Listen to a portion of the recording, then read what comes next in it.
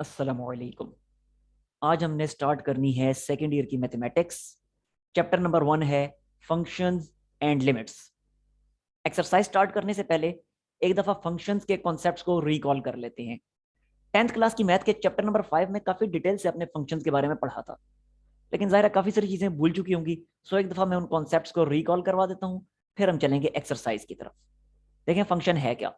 Dependence of one quantity upon another quantity is called function. एक quantity की दूसरी quantity के ऊपर डिपेंडेंस फंक्शन कहलाती है। एग्जांपल, 3 एग्जांपल्स आपके सामने लिखी हुई हैं कि देखें जो वॉल्यूम होता है क्यूब का वॉल्यूम उसके एजेस की लेंथ पे डिपेंड करता है। क्यूब होता क्या है? ये इस तरह का 3 डायमेंशनल बॉक्स जो होता है जिसकी सारी की सारी साइडें बराबर होती हैं, दैट इज कॉल्ड क्यूब। तो आप जरा देखें इसका जो वॉल्यूम है इस क्यूब का, ये इसके इन एजेस की लेंथ पे क्या डिपेंड नहीं करेगा। अगर मैं एजेस की लेंथ को इंक्रीज करना शुरू कर दूं तो इसका वॉल्यूम इंक्रीज होना शुरू हो जाएगा। अगर इन एजेस की लेंथ को मैं डिक्रीज करना शुरू कर दूं तो वॉल्यूम डिक्रीज होना शुरू हो जाएगा। सो इसका मतलब है कि वॉल्यूम जो है वो एजेस की लेंथ पे डिपेंड करता है। और ये वॉल्यूम का फार्मूला आपके सामने लिखा हुआ है क्यूब के लिए। तो हम कह सकते हैं कि volume of cube is function of volume of cube is function of length of its edges. ठीक है, volume is function of length of edge. ठीक है, अच्छा। अब इसी तरह सेकंड एग्जांपल, स्फीयर।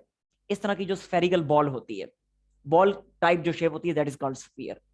अब स्फीयर के वॉल्यूम का जो फॉर्मूला है ये भी आप लोगों ने याद कर रखा है, 4/3 पाई आर क्यूब। अब यहां पे भी वॉल्यूम जो है उसके रेडियस पे डिपेंड करता है। जितना रेडियस स्फीयर का ज्यादा होगा उतना उसका वॉल्यूम ज्यादा हो जाएगा, और अगर उसका रेडियस कम कर दिया जाए तो उसका वॉल्यूम भी कम हो जाएगा। सो इट मींस कि volume of sphere depends upon its radius. That's why we can say volume is function of radius of sphere. ठीक है, यही चीज यहां पे मैंने आपके सामने लिख रखी है। इसी तरह सर्कल के एरिया का फॉर्मूला आपने याद कर रखा है, that is pi r square. तो यहां पे भी एरिया जो है सर्कल का वो रेडियस पे डिपेंड कर रहा है। अगर रेडियस में बढ़ा दूं सर्कल का, उसका एरिया इंक्रीज कर जाएगा, और अगर रेडियस कम कर दूं तो एरिया डिक्रीज हो जाएगा। That's why we can say area of circle depends upon its radius, और in other words area of circle is function of its radius. यही चीज लिख रखी है मैंने। ठीक है, अच्छा यहां पे एक चीज देखिएगा, वॉल्यूम जो है लेंथ ऑफ एज पे डिपेंड कर रहा था, एक्स पे। दैट्स व्हाई वी कैन से कि जो एक्स है यानी length of edge, that is independent variable. While volume, क्योंकि एज की लेंथ पे डिपेंड कर रहा है, तो that's why volume is dependent variable. ठीक, इसी तरह जो रेडियस है स्फीयर का वो इंडिपेंडेंट वेरिएबल, लेकिन वॉल्यूम जो है वो रेडियस पे डिपेंड कर रहा है, that's why volume is dependent variable. Again यहां पे भी सर्कल के केस में रेडियस इंडिपेंडेंट वेरिएबल, लेकिन एरिया जो है वो रेडियस पे डिपेंड कर रहा है, that's why area is dependent variable. यही चीज मैंने यहां पे लिख रखी है ग्रीन वर्डिंग में। ठीक होगा, आगे देखें जरा फंक्शन की डेफिनेशन। ये तो एक बड़ी सिंपल सी डेफिनेशन थी। अब मैथमेटिकल डेफिनेशन की तरफ आते हैं। अब मैथमेटिकल डेफिनेशन इसकी क्या है फंक्शन की, ये भी आप लोगों ने 10th क्लास की मैथ में पढ़ी थी। बहरहाल रिकॉल करते हैं इसको कि फंक्शन एक ऐसी रिलेशन है या ऐसी करस्पोंडेंस है कि फंक्शन एक ऐसी करस्पोंडेंस या ऐसी रिलेशन है जो फर्स्ट सेट के हर एलिमेंट को सेकंड सेट के यूनिक एलिमेंट के साथ असाइन कर दे। फर्स्ट सेट के हर एलिमेंट को सेकंड सेट के यूनिक एलिमेंट के साथ करस्पोंड कर दे, रिलेट कर दे। ठीक है, तो ये 2 कंडीशंस हैं फंक्शन के लिए। किसी भी रिलेशन के फंक्शन बनने के लिए ये 2 कंडीशंस हैं। पहली कंडीशन क्या है कि फर्स्ट सेट का हर एलिमेंट यूज हो जाना चाहिए, each element of first set x. First set जिसको हमने एक्स का नाम दिया हुआ होगा उसका हर एलिमेंट यूज हो जाना चाहिए, उसका हर एलिमेंट असाइन हो जाना चाहिए। फर्स्ट सेट का कोई एलिमेंट भी यूजलेस नहीं रहना चाहिए, पहली कंडीशन। दूसरी कंडीशन क्या है? दूसरी कंडीशन ये है कि फर्स्ट सेट का हर एलिमेंट असाइन तो है, लेकिन वो फर्स्ट सेट का हर एलिमेंट सेकंड सेट के यूनिक एलिमेंट के साथ असाइन होना चाहिए। फर्स्ट सेट का हर एलिमेंट सेकंड सेट के यूनिक एलिमेंट के साथ असाइन होना चाहिए। मतलब ऐसा कभी नहीं होना चाहिए कि फर्स्ट सेट के जो एलिमेंट्स हैं उनमें से कोई एलिमेंट सेकंड सेट के दो दो एलिमेंट्स के साथ रिलेट हो रहा हो, ऐसा नहीं होना चाहिए। एग्जांपल्स हैं 3, यहां से मजीद आपको इंशाल्लाह क्लियर हो जाएगा। देखिएगा जरा, अब इस डेफिनेशन को बारी बारी इन तीनों पे हम अप्लाई करके देखते हैं। अब ये फर्स्ट वाली जो एग्जांपल है ये फंक्शन नहीं है। क्यों फंक्शन नहीं है? इसलिए कि देखें फर्स्ट सेट का ये जो एलिमेंट है x2 ये सेकंड सेट के यूनिक एलिमेंट के साथ कनेक्टेड नहीं है, बल्कि x2 जो है सेकंड सेट के एलिमेंट y1 के साथ भी कनेक्टेड है और ये x2 सेकंड सेट के एलिमेंट y3 के साथ भी कनेक्टेड है। क्योंकि x2 सेकंड सेट के यूनिक एलिमेंट के साथ कनेक्टेड नहीं है, that's why h is not a function. ठीक है, यही चीज मैंने यहां पे कही थी ना कि फर्स्ट सेट का हर एलिमेंट सेकंड सेट के यूनिक एलिमेंट के साथ कनेक्टेड होना चाहिए। तो अब इस केस में क्योंकि ये सेकंड वाली कंडीशन सेटिस्फाइड नहीं है, that's why h is not a function. ठीक, आते हैं सेकंड एग्जांपल की तरफ। रिलेशन है g। अब इसको चेक करते हैं फंक्शन है या नहीं है। तो ये भी फंक्शन नहीं है। ये क्यों फंक्शन नहीं है? अब g क्यों फंक्शन नहीं है? g इसलिए फंक्शन नहीं है कि फर्स्ट सेट का एक एलिमेंट यूजलेस रह गया, फर्स्ट सेट का एक एलिमेंट अनअसाइंड रह गया। जबकि यहां पे मैंने आपको यही तो कहा था कि each element of first set should be connected, each element of first set should be connected, should be assigned. लेकिन यहां पे एक एलिमेंट ऐसा रह गया फर्स्ट सेट का कि जो असाइन नहीं हुआ, जो कनेक्ट नहीं हुआ। दैट्स व्हाई यहां पे जी जो है ये इस फर्स्ट कंडीशन को, ईच एलिमेंट वाली कंडीशन को सेटिस्फाई नहीं कर रहा। That's why G is not a function. ठीक हो गया जी। आते हैं लास्ट एग्जांपल की तरफ। This is a function. क्यों ये फंक्शन है? क्यों है? क्योंकि इसने उन दोनों ही कंडीशन को सेटिस्फाई कर दी है। देखें फर्स्ट कंडीशन क्या थी कि each element of first set should be connected, तो वाकई फर्स्ट सेट का हर एलिमेंट यूज हो चुके हैं। ठीक, सेकंड कंडीशन क्या है कि फर्स्ट सेट का हर एलिमेंट सेकंड सेट के यूनिक एलिमेंट के साथ कनेक्ट होना चाहिए। तो देख लें x1 जो है वाकई सेकंड सेट के यूनिक एलिमेंट के साथ कनेक्टेड है, x2 जो है सेकंड सेट के यूनिक एलिमेंट के साथ कनेक्टेड है, x3 सेकंड सेट के यूनिक एलिमेंट के साथ कनेक्टेड है, x4 सेकंड सेट के यूनिक एलिमेंट के साथ कनेक्टेड है। सो दोनों कंडीशन सेटिस्फाई होगी, that's why f is a function. ठीक हो गया? अच्छा, एक और बात कि एक बात याद रखिएगा कि फर्स्ट सेट को कहा जाता है set of pre images, second set को कहा जाता है सेट ऑफ इमेजेस। क्यों? क्योंकि फर्स्ट सेट के ये जो एलिमेंट्स हैं x1 x2 x3 x4 ये कहलाते हैं प्री इमेजेस, और सेकंड सेट के जो एलिमेंट्स हैं y1 y2 y3 y4 ये कहलाते हैं इमेजेस। उसकी वजह बड़ी सिंपल सी है। देखें फंक्शन f जो है वो x1 पे अप्लाई हुआ और x1 पे अप्लाई होने के बाद उसने नया एलिमेंट प्रोड्यूस किया y1। तो y1 प्रोड्यूस क्यों हुआ? y1 प्रोड्यूस इसलिए हुआ कि फंक्शन f के x1 पे अप्लाई होने से y1 प्रोड्यूस हुआ। That's why y1 will be called image of x1। ठीक, इसी तरह फंक्शन f x2 पे अप्लाई हुआ और x2 पे अप्लाई होने के बाद उसने y1 को प्रोड्यूस किया। That's why we can also say कि y1 is image of x2। Similarly y3 is image of x4, y2 is image of x3। तो ये सारे के सारे इमेजेस हैं क्योंकि ये प्रोड्यूस हो रहे हैं। तो ये जब इमेजेस बने तो पहले वाले ऑटोमेटिकली प्री इमेजेस बन गए। That's very simple. ठीक है जी। अब इसी इमेज और प्री इमेज के कॉन्सेप्ट को यूज करते हुए फंक्शन की एक नई डेफिनेशन हमने बना दी जिसको समझना हमारे लिए आसान है as compare to this definition. ठीक, अब जरा देखें इमेज प्री इमेज के कॉन्सेप्ट को यूज करके नई डेफिनेशन मैंने आपके सामने लिख दी। अब ये नई डेफिनेशन क्या कहलाएगी? देखें पहले वाली डेफिनेशन के मुताबिक फर्स्ट सेट के सारे एलिमेंट्स का यूज हो जाना जरूरी था ना। तो अब प्री इमेज की डेफिनेशन के मुताबिक हम कहेंगे कि all the pre images should be used up. ठीक है, all the pre images must be assigned, कि सारी की सारी प्री इमेजेस जो हैं वो असाइन हो जानी चाहिए, कोई प्री इमेज भी यूजलेस नहीं रहनी चाहिए। First condition. सेकंड कंडीशन क्या थी?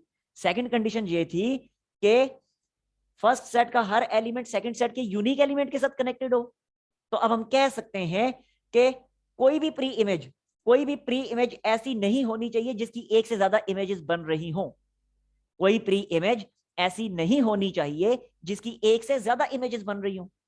जैसे यहां पे ये प्री इमेज x2 थी, इस x2 की एक से ज्यादा इमेजेस बन गई थी ना, y1 और y3 बन गई थी इमेजेस, इसलिए ये फंक्शन नहीं था।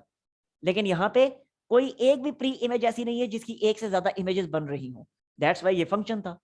तो इसलिए सेकंड कंडीशन ये है कि none of the pre images should have more than one image.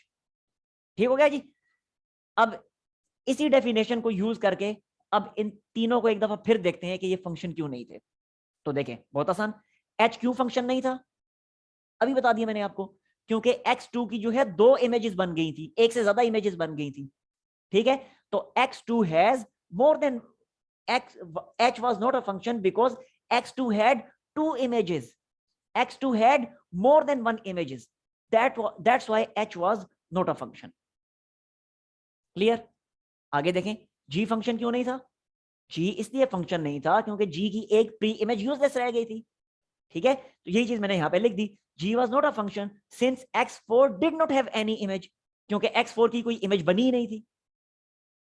और इसी तरह लास्ट है f, f क्यों फंक्शन बना? f इसलिए फंक्शन बना क्योंकि उसने इन दोनों ही कंडीशंस को सेटिस्फाई कर दिया कि सारी की सारी प्री इमेजेस जो है वो असाइन हो गई है f की, ये देख लें। और सेकंड कंडीशन कि कोई प्री इमेज ऐसी नहीं होनी चाहिए जिसकी एक से ज्यादा इमेजेस बन रही हो। तो देख लें f की कोई एक भी प्री इमेज ऐसी नहीं है जिसकी इमेजेस एक से ज्यादा बन रही हो, that's why f was a function. Clear हो गया जी?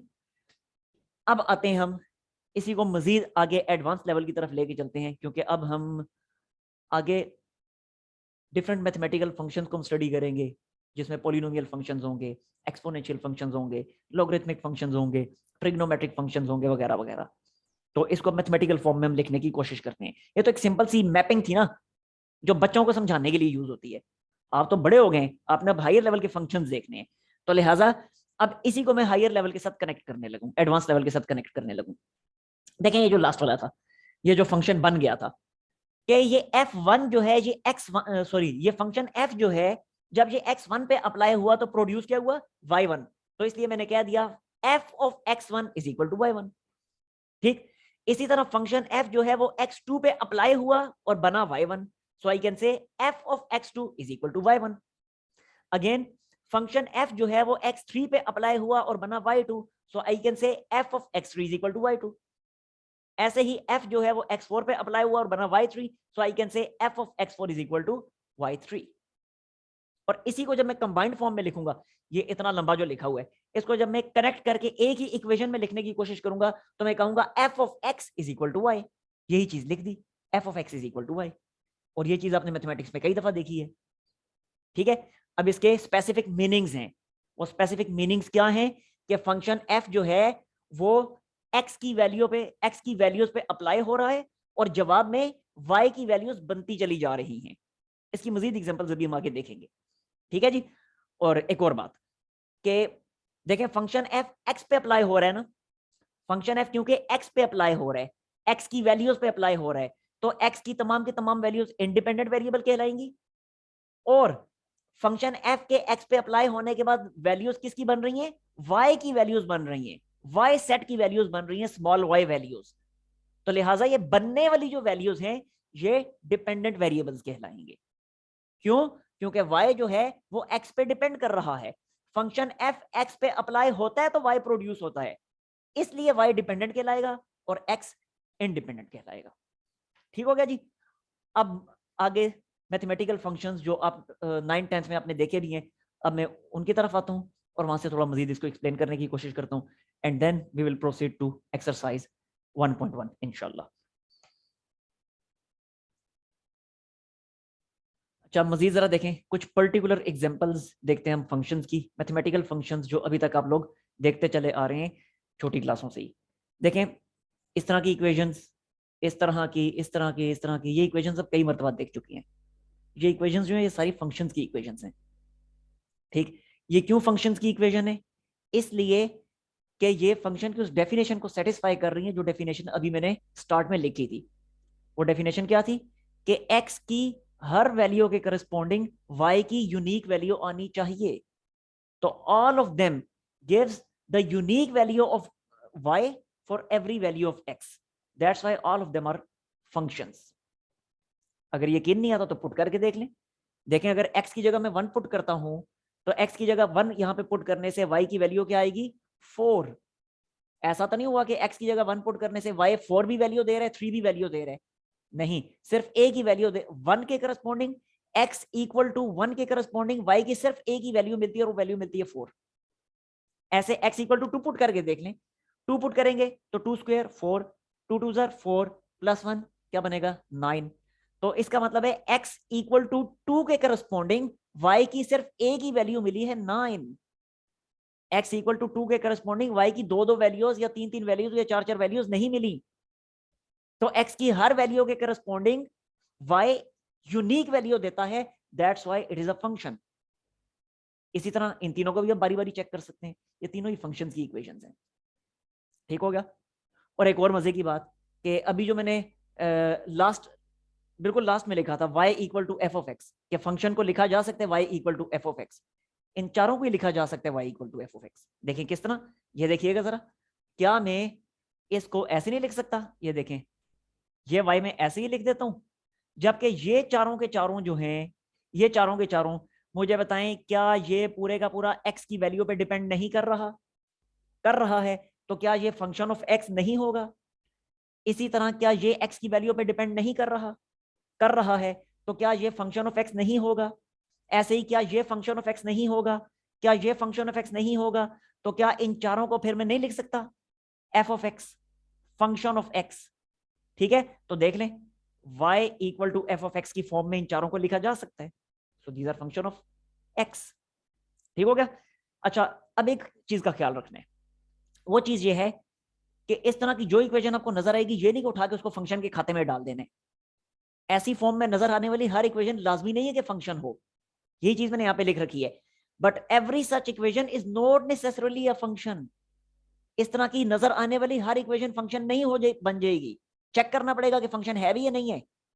जैसे ये एग्जांपल आपके सामने मैंने लिख रखी है, Y square equal to X, ये फंक्शन नहीं है। हालांकि Y equal to X square function था, लेकिन Y square equal to X ये फंक्शन नहीं है। क्यों नहीं है?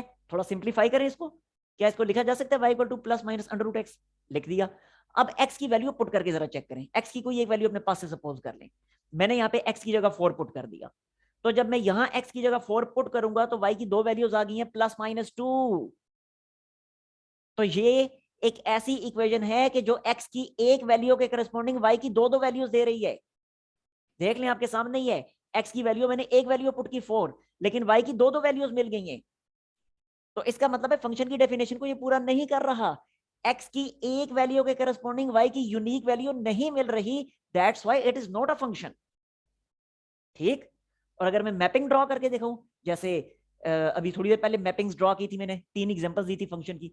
तो अगर मैपिंग ड्रॉ करें, देखें यहाँ पे मैंने x लिखा, यहाँ y लिखा, यहाँ पे x की वैल्यूज लिख दी 1 2 3 4, जितनी वैल्यूज आपके जहन में लिखते जाएं, और यहाँ पे y की वैल्यूज मैंने लिखनी शुरू कर दी -2, और ये -2 से ऊपर भी चलती जा रही है वैल्यूज। ठीक है, यानी -2 से पहले भी आ रही हैं और इसी तरह 2 के बाद भी ये वैल्यूज चलती चली आ रही हैं। अब देखें जरा, x4 पुट करने से y क्या आया +-2। तो इसका मतलब है x की ये जो वैल्यू 4 है, ये y की वैल्यू -2 के साथ भी कनेक्टेड है, और ये 4 जो है y की वैल्यू +2 के साथ भी कनेक्टेड है। तो x की एक वैल्यू की यूनिक इमेज नहीं बन रही, बल्कि दो दो इमेजेस बन रही हैं। That's why it is not a function. यही चीज तो मैंने यहाँ पे आपको बताई। हो गया क्लियर? तो फिर सवाल ये पैदा होता है कि भाई हमें कैसे पता चलेगा इक्वेशन को देख के कि ये फंक्शन है या नहीं है? हम चेक कैसे करेंगे कि ये फंक्शन है या नहीं है? तो इसके लिए बड़ा आसान एक काम है, आप उस फंक्शन का ग्राफ ड्रॉ करें। ग्राफ्स ड्रॉ करने आप 9th क्लास की मैथ के चैप्टर नंबर 8 में सीख चुके हैं। सेम वही ट्रिक अप्लाई करके पहले टेबल बनाएं और टेबल को यूज करके ग्राफ ड्रॉ करें। जब ग्राफ ड्रॉ हो गया तो ग्राफ ड्रॉ करने के बाद आप अप्लाई करेंगे वर्टिकल लाइन टेस्ट। यही चीज मैंने लिखी है, to check either a given equation is a function और not, we use vertical line test. और वो वर्टिकल लाइन टेस्ट क्या है?